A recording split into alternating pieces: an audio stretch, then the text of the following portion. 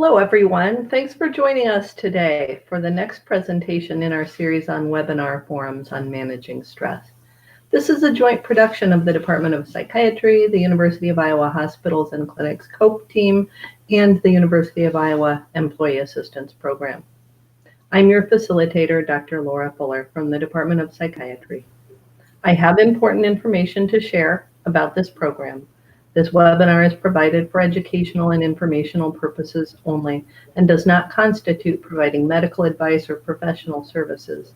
If you think you may have a medical emergency, call 911 or go to the nearest emergency room immediately.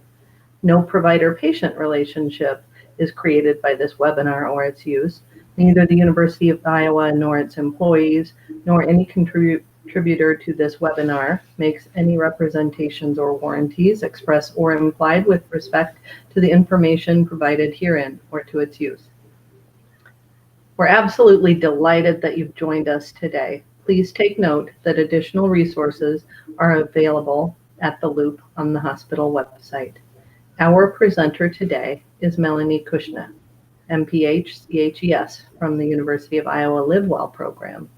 Melanie is the lifestyle coach and program coordinator for the diabetes prevention program.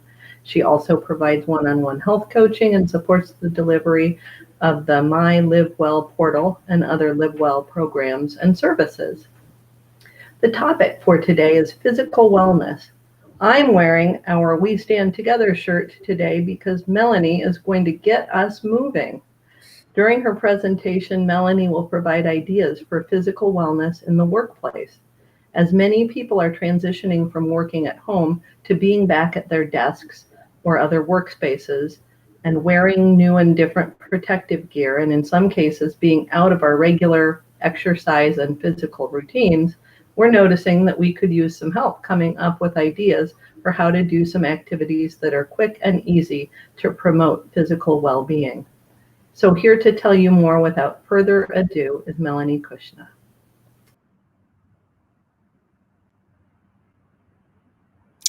All right. Thanks, Laura, for that introduction. And I'm so excited to be here today to talk a little bit about one of my passions, which is physical activity. So as Laura mentioned, I am a well-being specialist for the University of Iowa Live Well program. So I am the program coordinator for the diabetes prevention program. And as she mentioned, I do a lot of other things for the Live Well program. And this program is from University Human Resources.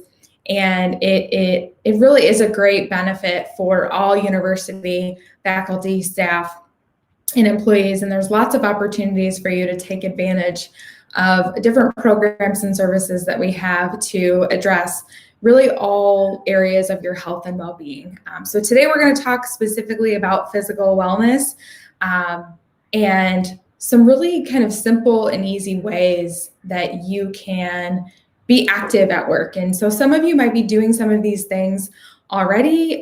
Some of you, might be starting something like this for the first time. Maybe you've had a routine in the past, and just all the changes that we've experienced in the last couple months, maybe that's thrown a wrench in your routine. And so we're going to talk about maybe what are some easy ways that you can start a new routine or maybe get back on track with an old routine. All right. So ways to get active. So I really like to encourage activity at work in very small bouts of activity. So you'll see here, I'm encouraging activity in 3 to 5 minute sessions. And why is that? Well, taking care of yourself is one of the top 10 ways that we can build resilience during challenging times. That includes moving our body and getting in regular activity.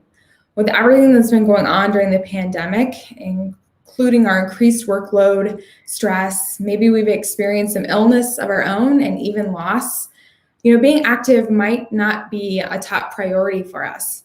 And so we have to figure out ways that we can add this into our day that doesn't feel overwhelming and like it's just another thing on our to-do list. We know that physical activity is good for us and helps us get through these challenging times. keeping up with our activity can help us establish structure and routine and help us have a sense of control in a time where maybe we feel like we don't have as much control over our environment and the situation around us.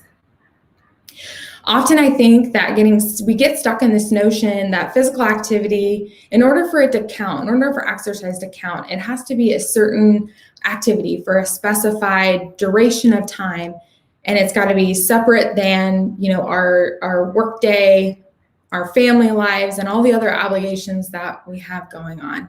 And that's really just not the case. Historically, health experts have recommended getting in 150 minutes of physical activity throughout the week, which usually equates to about 30 minutes of physical activity on 5 or more days per week. Now, that may seem like a lot for some of us. That may think, thinking about fitting in 30 minutes of physical activity 5 days a week might seem very overwhelming and a lot. Well, the good news is more recent research that has come out around the physical activity guidelines for Americans have stated basically that any physical activity is good for us, no matter how long that duration is, whether it's 5 minutes, 10 minutes, we can have significant health benefits just from getting up and moving our body and preventing prolonged periods of time where we're sitting. So that's good news, right? Because that makes it seem like, the more we move, the better. And we don't have to focus on getting in a ton of physical activity in one sitting if we're low on time. So kind of my top ways that I encourage you to get active at work. Number one, stand up. There is a lot of great research that's come out that said that just standing up throughout the day can have really significant health impacts, especially on your low back pain, neck pain, and just kind of those aches and pains that we get from sitting in one spot all day. Stretching is another great one. This helps protect our muscles from injury and maintains our range of motion and mobility. Again, if you're sitting a lot throughout the day, taking a few minutes a couple times a day to stretch out those muscles can really do a lot for your physical health. Also, just taking in a few minutes to think about a small activity break. I'm going to kind of show you some exercises, things that you can do at your desk or workstation that are really easy. You don't need any equipment. It's all body weight. So hopefully those might be some good ideas for you. And then the fourth one is just kind of get up and get away from your desk or your workstation. Go for a walk, take the stairs, head to the, nearest water station, fill up your water bottle. Not only is this great for your physical health, obviously, but it gives you a chance to get that mental break away from work as well. And it's great when you don't really want to think about doing any exercises, but you just want to get up and move. It's pretty simple. You don't have to think about it. So as far as stretching exercises go, some ideas that I have for you are really to kind of think about starting from the top of your body and working your way down. So especially focusing on those upper body exercises and stretches. And the reason why is because when we're stressed, we tend to hold a lot of tension in our shoulders and our neck and our upper body. Also, if we're not sitting with the best posture, this can also have an impact on how our upper body feels. So getting in some nice stretches, and kind of the number one stretches that I usually will start with are just doing some neck stretches. So kind of tilting from side to side, maybe holding that for a couple seconds. These are called static stretches. Then I might move into more of a dynamic stretch where I roll my neck, kind of do that a few times back and forth. Really feel that stretch. Next thing, think about those shoulders. Again, think about how much weight we carry on our shoulders all day long. So getting in some nice big shoulder rolls to go with those neck stretches. Another really important one is stretching out that back and the torso. So if you have a chair that you're sitting in, you can twist, and I'm going to scoot my chair back a little bit so you can see where I'm at, but kind of twist, and you can take that arm and hold on to the back of your chair and just feel that twist on one side, and then shake it out Turn, do the other side. Feel that twist. Feel that nice stretch in your torso. You want to twist enough that you get a stretch, but you don't want to overdo it. You don't want to feel pain. So that, is definitely good at working our low back and our obliques and getting some movement in those muscles that we don't get from sitting all day. Another important one is your wrist and your hands. So think about how much you're on your computer all day long, doing different things. Maybe if you're at the hospital and you're doing procedures, you're using your hands a lot. So getting in some quick stretches to stretch out our wrists and our hands are also really important. So thinking about just very simple things, doing some rolls with the wrists, taking the hand and pulling those fingertips back. Squeezing our hands into tight fists and relaxing. It's kind of a progressive muscle relaxation technique. And that's another form of stretching that's really great for stress relief. So in addition just to kind of general stretches, progressive muscle relaxation and desk yoga exercises are kind of more meditative and mindfulness focused exercises. So really great if you're feeling stressed, maybe you're feeling a little anxious about things that are going on. Doing these types of exercises are really great for the physical part, but also that mental part. And so just an example of a progressive muscle relaxation exercise would be to really tense up your muscles, hold that for 10 or 15 seconds, and then relax and let go. My favorite one to do with this is to tense those shoulders up. Really feel that tension kind of in your shoulders and your trap muscles, your upper back, and then just relax and let those rest. And by doing that kind of a scan across your body, what you're doing is you're relieving a lot of tension that you might be carrying in your muscles throughout the day. So it's a really great way to kind of release some stress when you have a few minutes. Some other exercises that you can do besides stretches are kind of getting into some resistance exercises and some cardio exercises. So resistance exercises are important because it helps build some muscular strength and endurance, and also helps us maintain a healthy body weight and burn calories throughout their day. So for these types of exercises, typically I will recommend doing these for anywhere from 30 to 60 seconds. So picking an exercise and picking from a list of exercises that will get most major muscle groups of your body. So think your kind of chest, back, arms, legs, core, all of those major groups. If you're picking kind of one exercise from each of those, then you're ensuring that you're getting a lot of great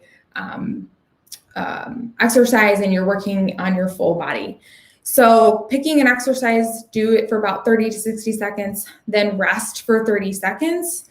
And then if you repeat that 3 times, you're in that 3 to 5 minute window of activity that I recommended at the beginning. So you see, you don't have to do a ton of exercises or really come up with a lot of different things, just to get in a few quick minutes of activity.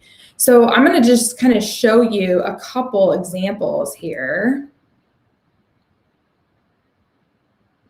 So one thing that you can do that I like to do with my water bottle when it's full is I like to do bicep curls or a front raise or a shoulder press. So for example, I've got my water bottle here and I'm going to do one arm shoulder presses.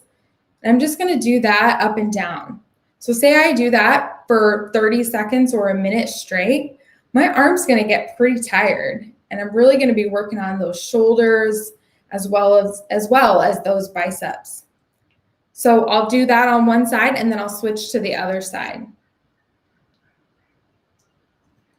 So for like a front raise or a bicep curl, I'm going to stand up so you can see this. I've got it down here at my side and I'm just going to curl it up. And again, here we're working on the bicep curls. For a front raise, I'm just going to raise that out in front of us. You can also do this one out to the side. And the nice thing about this is it doesn't have to be a water bottle. It can be really any heavy object that you have on hand that you can, hold and grasp tightly in your hand. That will add some extra resistance as you're doing those upper body exercises. Another thing that you can do are wall push-ups, or if you have like a workstation, like a desk, you can do elevated push-ups against these to really work the upper body muscles. For lunges and leg extensions, those are great exercises for your lower body. So for lunges, I would recommend that if you're a little hesitant because of balance, hanging on to the back of a chair. So holding on to your chair like this, and then stepping back into a lunge will help with that balance, keep you upright, so you're able to get the full benefit of that movement while still feeling really stable. Other ones that you can kind of do in your chair are some toe raises. So if you're sitting in your chair with your heels flat on the floor and you're lifting your toes up off of the floor, this is going to help stretch those joints in your ankles and your feet. Same thing, ankle rolls is another really good one for your ankles. And then calf raises. Calf raises, you can stand up and lift your heels up off the ground so that all your weight is on your toes. That's a really great one. And do 30 seconds of that and you'll really be feeling that burning in your calves.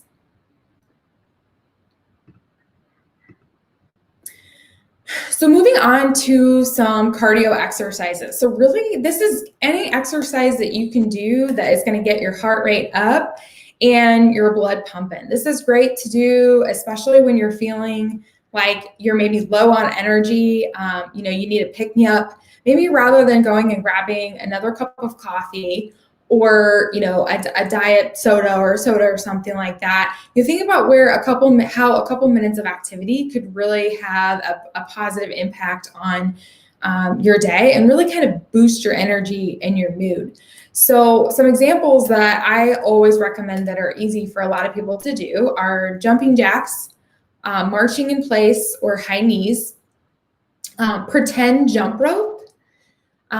So fast feet. So if you think about like in a football practice or, you got the players that are out there and they're on their feet and they're moving their feet up and down as fast as they can and trying to keep that pace going for a period of time. That really gets their heart rate up. Another great one is boxing in place, doing some jabs.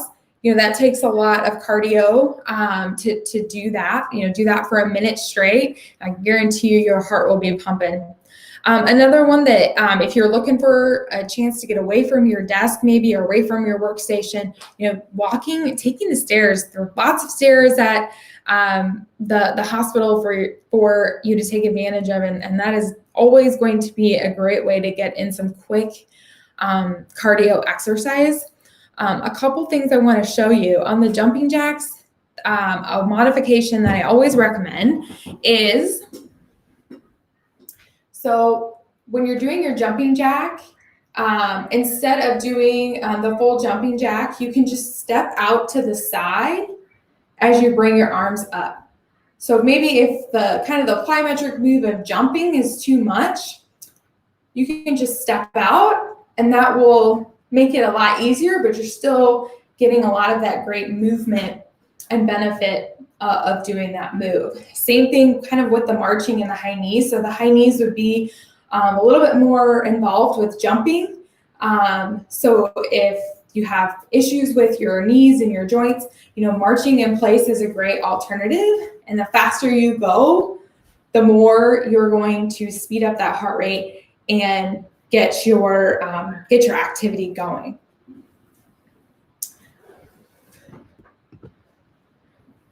So a lot of us, there are a ton of great exercises out there, and I only just kind of went over a few.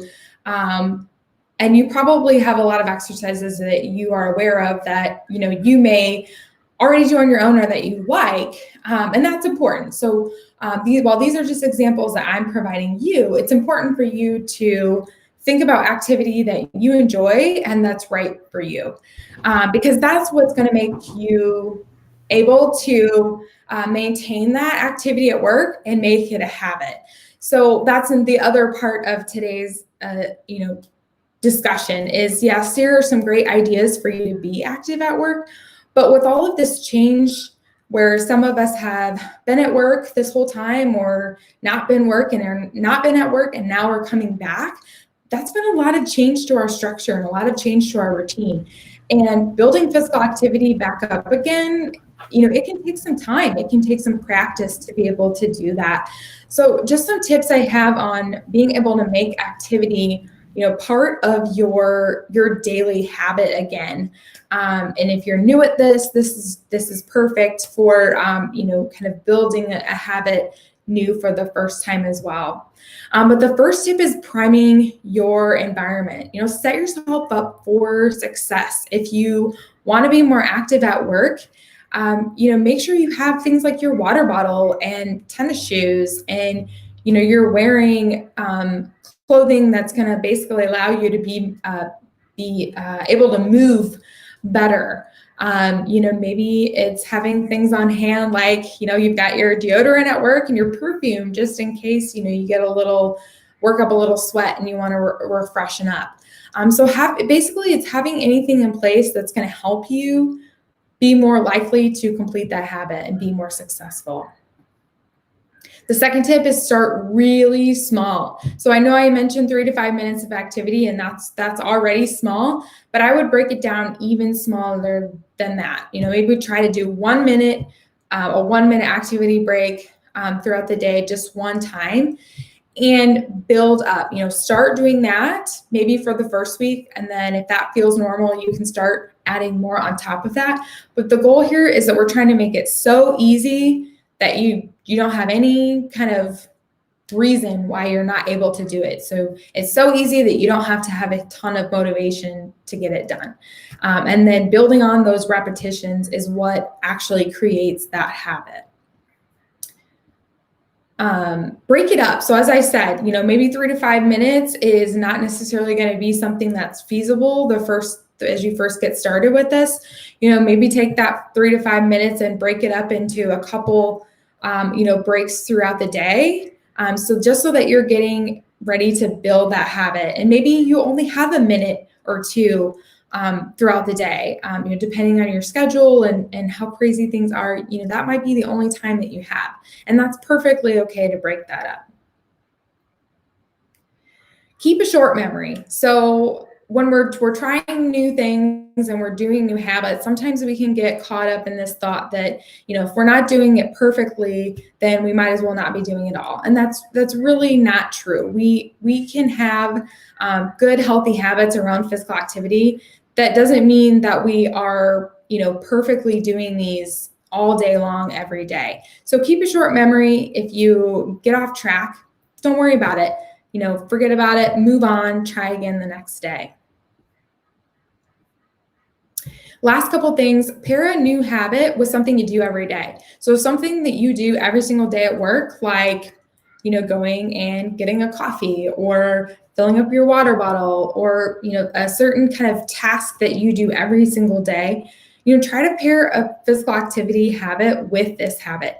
This is great because it creates a trigger, a prompt for you to remember to be able to do your physical activity, and it will help that activity become more automatic over time. And the last couple things are to, as I kind of reiterate, I want to reiterate this to you guys, make your activity enjoyable and make it right for you. So start really small, start where you're at, pick something that you enjoy. If you don't enjoy taking the stairs, don't choose that as your activity to do at work, because you're not going to be able to stick with it.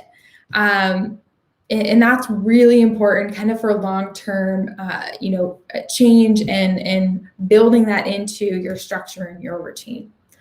And then kind of the last thing that I want to end on is to really just think about celebrating your progress, celebrating your success, and being proud of the activity that you do. Sometimes the days are going to be really tough, and I would imagine that things are going to continue to evolve and change as we're coming back to work, and maybe new policies and protocols are in place with our equipment that we're wearing and PPE, and that might be a lot to kind of work through and focus on, and then also try to think about being physically active and taking care of ourselves at the same time. But I promise if you can take a moment to step back and reflect on the things that you do to take care of yourself and really kind of focus on the positives, those really small wins, that's what's going to keep you motivated and keep you moving forward. So I hope this was helpful for you today, for some ideas on getting in some more physical activity. And hopefully I've left you with some tips that will help you make your physical activity at work more of a habit from here on out. Thank you so much, Melanie. I tried some of the things that you were talking about while you were teaching them to us, and there were some things in there that I hadn't tried before. So you're helping me. Thank you very much. You're welcome. The We Stand Together shirt took on new meaning for me when you said we all, can just by standing increase our physical wellness. Absolutely. Yeah, I wanted to ask you about a couple things. One is if you could talk a little bit more about the connection between physical health, physical activity, and mental health, the effects that you might see. Yeah, absolutely. Great question, Laura. As I mentioned in the beginning of the video, one of the top 10 ways to kind of build resilience, which is important for our mental well-being, is to take care of ourselves, and included in that is physical activity. So, I've talked about kind of the physical benefits of doing physical activity and how that's important for our physical wellness, but there's a huge, mental, emotional wellness component as well. And a lot of times when people start physical activity routines, those are usually some of the benefits that they mention right away when they're, increasing their habits around physical activity, is they just feel better. They feel like they have a better mood, more energy, a sense of accomplishment. Their confidence increases, their self-esteem. All of those are related to physical activity, and there's a huge connection between our minds and how we feel when we are moving our bodies on a regular basis. That's wonderful. Thank you. You talked about different ideas for like making activity fun by pairing it with things that you enjoy, or by just choosing things that you like. I know people who meet up at work and maybe walk together for a little bit, or they, my own personal one at home is to walk to a coffee place because that's two things I like a lot. Sure. Yeah. Do you have any other suggestions? You mentioned kind of the meeting up with coworkers at work. The social part of being physically active is very important as well. And it might be kind of, hard. We have to be careful about, being social while we're being physically active right now, just with the social distancing recommendations in place. But if you're able to incorporate a friend, a coworker, a family member into your physical activity, whether you're doing it at work, outside of work, it really can be a great asset for you to stick with your goals. That social support, doing it with someone that you care about can make the activity so much more enjoyable, and just the encouragement of, working together towards a common goal can really help people stay on track. I would say, we're in the middle of our diabetes prevention program right now, and one of the main goals of the program is to increase physical activity. And that's a huge important factor for everybody. For them feeling like they're staying on track is just having the support from others. Right. So one more question for you, Melanie, and that's about wellness coaching. How can the wellness coaching part of Live Well help support UIHC employees in their activity goals? Absolutely. So, kind of what I mentioned, those tips at the end about making activity at work a daily habit, those are definitely conversations that we're having one-on-one in coaching sessions, is helping employees discover what their most important goals are for themselves, whether that's activity or other wellness goals, and helping them develop some realistic and specific goals that are just feasible for them. And then kind of being kind of a sounding board and helping them brainstorm ways that they can, achieve their goals, maybe overcome any challenges or barriers that they have for working on their goals, and just really being an extra support person, someone who's there to offer accountability and extra support as they're working on those goals. So if anyone is interested in working with a health coach, they can, as long as you've taken your personal health assessment, you can connect with a health coach at any point, up to 5 free sessions every year. It really is a great benefit and service that is provided to all university faculty and staff, as long as they're in a 50% or greater position. So I definitely encourage you, if you're looking for some extra support and accountability, someone to encourage you as you're working on your goals, a health coach can be a really great benefit for you. Right. Is it true that when people complete their personal health assessment, they get money? So it used to be true that if you completed your personal health assessment, you automatically got a cash incentive. There's still incentives for completing your personal health assessment, except now it's a $250 drawing. So every month we select randomly 2 winners who have completed their PHA, and they earn that $250 cash incentive for participating in the personal health assessment. There's also some other incentives for doing it. So a lot of our other programmings and referral programs, like the diabetes prevention program, our 10-week weight management program, Naturally Slim, and then referrals to the mindfulness stress-based reduction programs. Those are all related to completing the personal health assessment. So if you have a referral from a health coach, you can participate in those programs for free. And also a really big one is the Recreation Membership Incentive Program. And I know that the rec services are currently closed, but when we are back up in action with that, that's a great way for employees to receive 50% off of their gym membership. And that kind of starts with them completing their PHI. So lots of other great incentives and reasons for completing the PHA, in addition to it being just a nice summary and report of your overall health. All right. Thank you so much. So I want to say thank you, Melanie, for sharing practical tips that we can all take to respond to the coronavirus and manage our stress. Throughout the month of June, we are going to be offering new weekly pre-recorded wellness forums. So please stay tuned each Thursday. That's when they will come out. And also feel free to check out our previous wellness forums and additional resources on the Loop. So until next time, take care. We look forward to seeing you soon. And thanks, Melanie Cuchna, for talking to us today. Thanks, Laura.